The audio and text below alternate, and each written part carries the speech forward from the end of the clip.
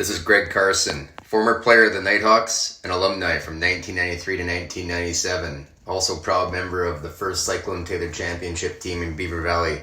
You're listening to Hawk Talk with hosts and alumni Ross Simner, Jake Morissette, and Connor Jones. Enjoy the show, folks. Welcome back, everybody. We got episode 8 of Hawk Talk, arguably the number one streaming podcast in all the KIJHL alumni associations, as Jake would put it. Connor, how you doing over there, buddy? I'm doing good, man. How about yourself? Awesome. Yeah, I had to miss out last pod with it could have probably went on way too long if I was there with the Bernies and Shader and them. So, but Matt and I have a good laugh. Listen to that one. It brought back some good memories of that Cyclone Taylor run and having those guys as part of the bus and the hotel. Hey, Jakey. Yeah, no, that was fun. It's good catching up with those guys. Should be a fun one today, too. Good to have you back, Simmy. Yeah, we missed you. Yes, it's good to be back. You all healed up now? So we're really excited. What's that? You all healed up? You were injured last time. I'm all healed up. Yeah, I've been taking some men's league hockey beatdowns again, right? Playoffs. So taking the off season now. I'm up at the cottage to get healed up so I can get back with the Blades of Steel for next year starting in October. Nice. Good to hear. Good to hear. So we got really excited today. We've been trying to get this down for a bit, and I know he's a big time listener for but first time guest here. Many people that I've talked to have really said this person was a big part of changing from, and I don't want to say the Shithawks ever again in this podcast, but the change of mentality came with this specific player and was a very important part and a captain of the team that really led it into. If you look at, I mean, I do get on elite prospects once in a while. I'm not going to lie, but when you look at the way that this team changed when this player kind of took over and was a big part of this team, turning into the dynasty that is now, that pretty much has goals set at winning championships. We got Greg Carson on today, and we're really excited to have you. How you doing over there, Greg? I'm doing fantastic, fellas, and I really appreciate you guys having me on. It's something I looked forward to, and I listened to most of the episodes and love it. You guys do a fantastic job, so kudos to you for getting this going and continuing it, and keep up the good work, guys. Thank you. That's great. So whereabouts are you now, Greg? Right now, I'm in Naramata. Just like at this moment, I'm living in Victoria, BC. Awesome. So you're originally, you could kind of give us the rundown before we get into a couple of stories, but why don't you start off with kind of how you became a Hawk? Sure. Yeah, we can call it the Shithawks. We were pretty bad. But no, I grew up in the cusp, which isn't too far from Beaver Valley. And one of the players that was on my the team for the first year that I played in 93, 94 was Mike Smith. And he had started off in Beaver Valley, went and played in Trail, and then bounced back to Beaver Valley. And sort of knowing that he was going there, it seemed like a pretty obvious fit to go join, the same team as probably the toughest guy in the league at the time. So having that sort of mentor was really helpful to just get out on the cusp and go join a team. So that was the main reason why I chose Beaver Valley. Castlegar was also an option at the time because it was close, but just the familiarity with the one player made a lot of sense. And then sort of, I hope I'm not jumping too forward too quickly, but to the year that we ended up winning the Cyclone Taylor with, Connor's dad and Pat Corrado and Hank Dedmarsh as the manager, I had actually quit. I was working at a golf course as an assistant golf pro and was going to work in the bush doing logging in the winter. And that was going to be my career path, just to do logging in the winter, school and golf in the summer until I sort of got my golf pro status. And that was my path. And Hank had called me up at the golf course and asked, and I explained just that to him. And he said, Greg, he goes, you can work in the bush the rest of your life. He goes, you got 1 year left of hockey eligibility. He goes, we got a really good thing brewing here. He goes, I think you should come back and we'd love to have you. So, I really owe it to Hank to dragging me out of the weeds and to come back for that last year, because it really was, the best the best experience that I had through my hockey career was that last year of junior B. When he recruited me, he said, "When Petition cuts you, I'd like to get traded here." Oh yeah. Hank had a way with words, didn't he? That was in the tunnel going on the ice against Trail. It was like before the game. I played the whole game. You're like, "Oh, looks like I'm going to get traded up to BV," but it was the best thing that ever happened to me. That's fantastic. Go ahead, Connor. Sorry, Carson. What was like? Who did you bill it with out there? And like, did you notice some big changes? Like once Pat and my dad were around and stuff. Like, I mean, it seems like kind of that was obviously a huge transition period.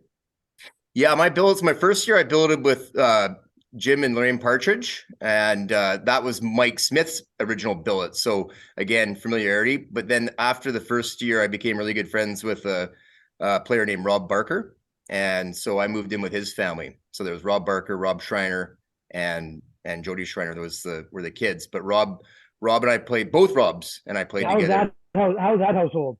Oh, it was a lot of fights, put it that way.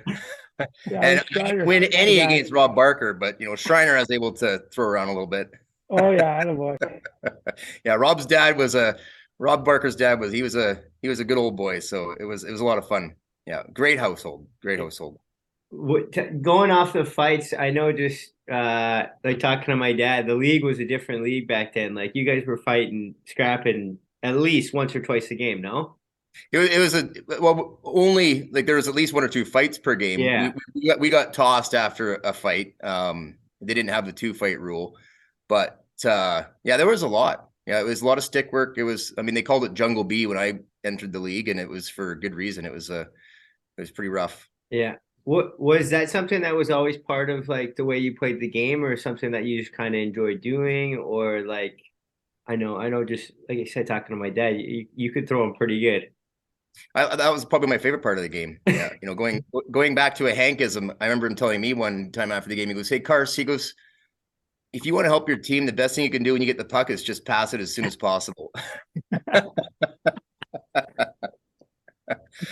And going back to your comment about me being a big part of the transition of the team, I appreciate all the kudos on that, and it's very nice of you guys to say. But really, your dad and Pat and Hank, they just between Hank getting the players and your dad and Pat Corrado coaching, it was such a well-oiled machine. It was really cool to see, and that's taking nothing away from our previous coaching staff and managers, but yeah, your dad and Pat were on par. You guys were so great to play for. And then I know in that one year you guys ended up going on and like winning the Cyclone Taylor. A lot of guys we've talked to since then I've been fortunate to play in that and have those like Beaver Valley playoff runs. And for me, like that's the first time I remember like the crowd being absolutely around, where they had to bring in the stands on the end. I think you were the first team that had that. What do you remember about that and what that was like? It was pretty special, because like you're right, like we were used to looking at the bleachers, and if they were a third full, it was considered a packed house. And then when we started getting on to near the end of our season, that Cyclone Taylor year in 96, 97, even before the playoffs started, the stands were getting pretty full. Oh, yeah. And by the time I think we started off playing Roslyn in the playoffs, we swept them 4 straight. And then we played Soyuz. And by the time we played a Soyuz, there was not a seat to be had. It was standing room only. Yeah. And then we went to Columbia Valley, and same thing. I think that tickets were actually, I think they should have just raised the prices, because it was actually becoming a hot commodity in the whole valley. And then we traveled to Vancouver Island to play Parksville, and then we came back home to play Port Coquitlam for the Cyclone Taylor, and it was pretty special. Yeah, it was so loud, and and yeah, it was just super cool. Like I say, I felt like at the time I felt like I was in the NHL, of course, far from it, but it just felt really, really neat. And, and actually playing with guys like Barret Jackman, I'm sure you'll have questions for me about him, but, it was just such a cool team. Like there's a lot of great characters, and we were all so close as friends that, one of the guys on our team, Norm Ridings, I remember him saying that the most important thing for a winning team is that everybody gets along and that it's a cohesive unit. And he was 100% correct. That's awesome, man. Well, it's interesting you brought that up. I mean, this Barret Jackman, rookie of the year, 96, 97 KJHL, goes and gets it again in 0203 with the Blues, right? Yeah. And, yeah, right. So, Connor, I'm not sure if you got something to add to that, because we got a little surprise for Mr. Carson here. We do. Oh, no way. What's up, fellas? Legendary Captain Greg Carson here. Legendary is correct. I love it. Barret, good to see you, buddy. Long time. Yeah, it's been what, 27 years or so? Since Wow. since the Nitehawk days, yeah. I think Yeah. Calgary was the last time I saw you in person. Oh, yeah. Probably that must have been 15 years ago. Yeah, it's been a while, bud. You look good. Thank you. You too. Yeah. So, All right. Carson, tell us a little bit there. What was it like being this guy's captain when he was just getting his feet wet in the KJHL? Oh, I got some stories about Barret back then. So geez. Barret played a couple games with us. It was my second year league. So Barret, I think, was 13 years old. And I mean, obviously a little bit timid out there, who wouldn't be playing with 21-year-olds as a 13-year-old. But so that was my first time meeting Barret. But then the next year he came up and played, what was it, probably about 7 or 8 games, Barret? Yeah, something like that. Yeah. And Barret got into a fight, and you know, a 14-year-old kid fighting in junior B, and did well. And then fast forward to the year we played together. You know, obviously his talents are, you know, go without saying. He was extremely good player and fantastic defenseman. But the thing that impressed me the most for a kid that age was he was fighting heavyweights. You know, like heavyweights in our league, and doing very well. What was it like having this guy as your captain? Oh, he was awesome. You know, the guy that you could go to with any problems. And, you know, you knew every time that you went into battle, he was the first guy leading with his face.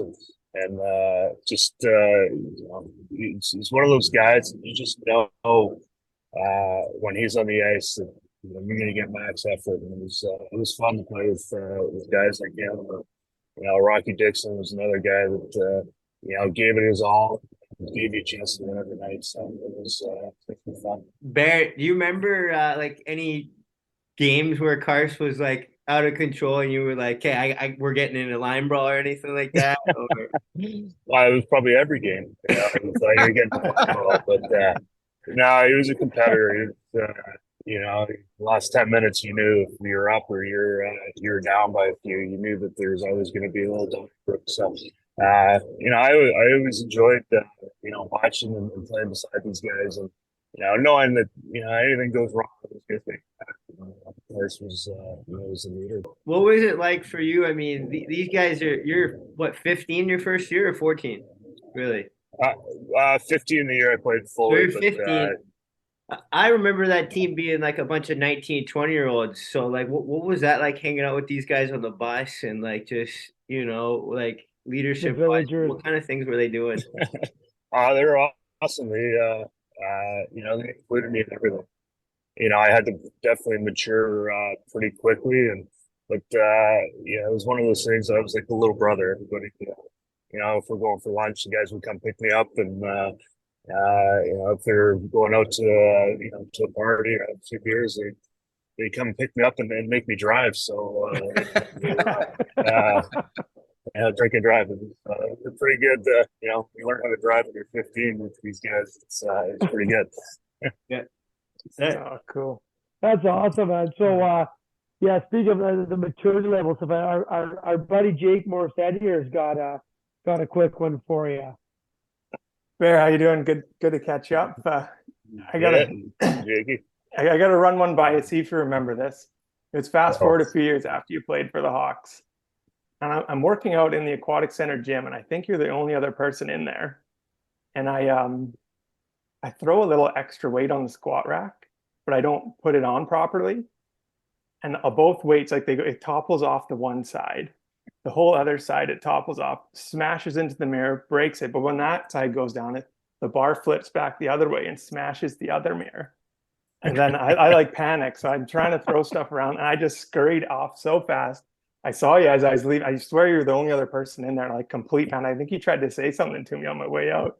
I wonder if your perspective, if you even remember that. You know what? Barely.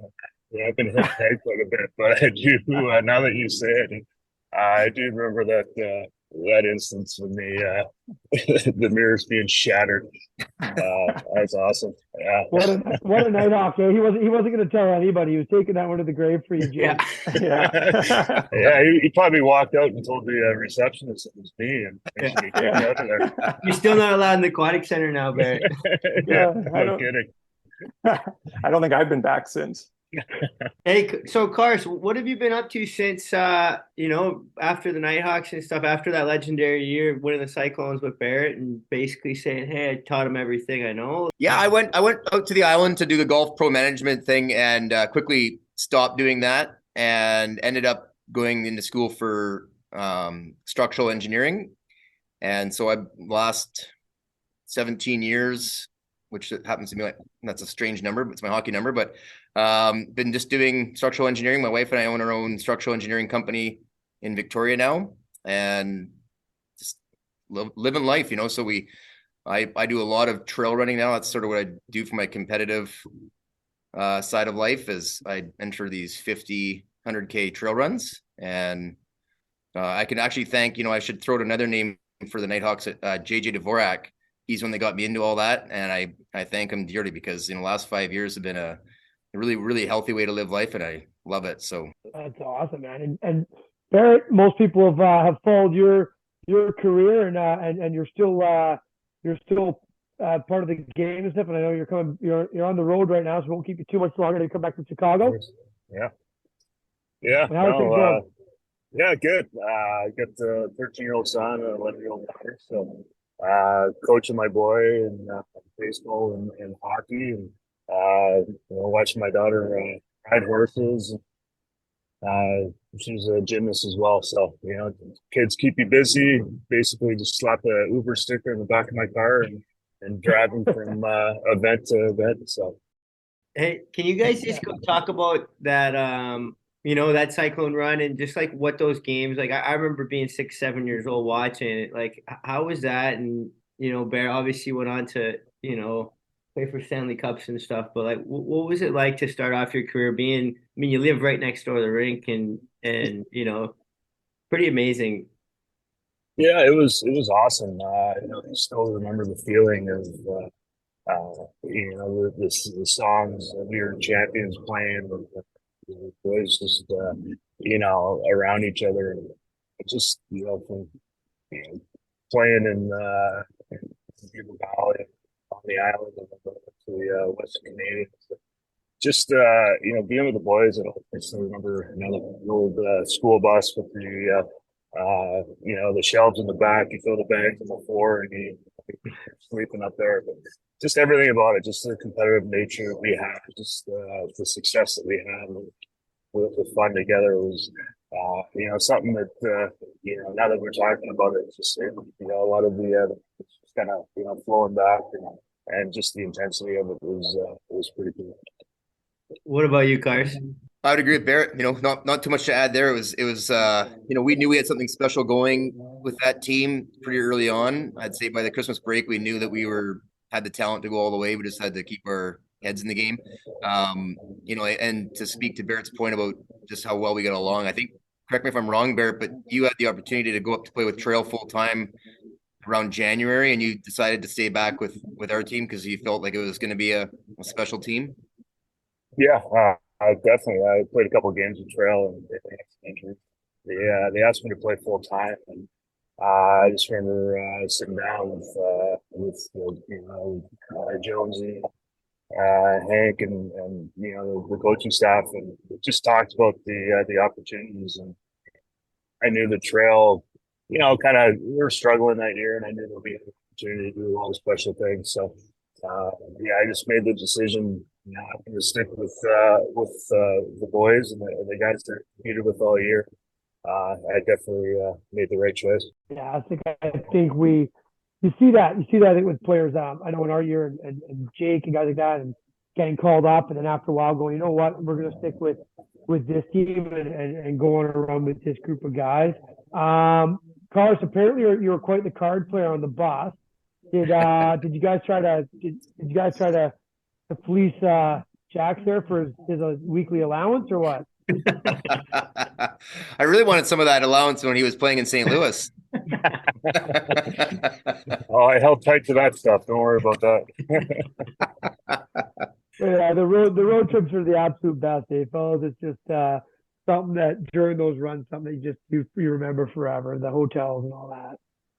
Who did you guys beat in the finals that year? You remember? Which year? No, when you guys won the league, who'd you beat in the finals again? Port Coquitlam. Okay. And then in the finals of the KI? Sorry, Columbia Valley. Right. And you won it in Columbia Valley, right? No, in Beaver Valley. We split the first two, so we had to play a third in Columbia Valley, and then we came back home for two, and I think we were not sure if we were ever down in that one, but I remember one of the games was a pretty good comeback. It might have been the third game in Columbia Valley where we were down a couple goals and Chris Cuff knotted a couple late goals to tie it up. I think Kyle Weatherhead wrote us and said that Columbia Valley during the year had this legendary tough guy, and he said it was a polarizing event when Carson fought him and got the best of him, and it kind of changed the team around. Oh, Jeremy Price. Yeah, I don't know if I got the best of him or not. He was a pretty big boy, but it was fun. And our next guest on surprise, we got Jeremy Price coming on to say hi to everybody. That's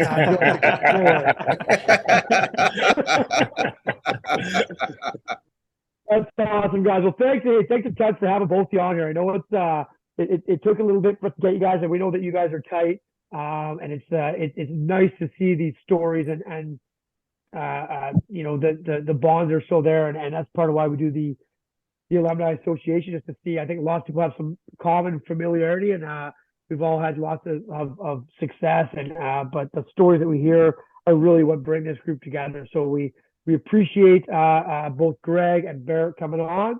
Connor, got anything to add there to end it off? No, boys, thanks very much. It's great to see you both doing well. Yeah, no, great to see you guys. Thanks for doing this. It was a lot of fun. Yeah, thanks for setting up, boys. Cars. Yeah, Cars, great to see your pretty face again. Thanks, buddy. You too. Take care, fellas. Have a good one. Thanks, guys. Thanks, guys. Yeah.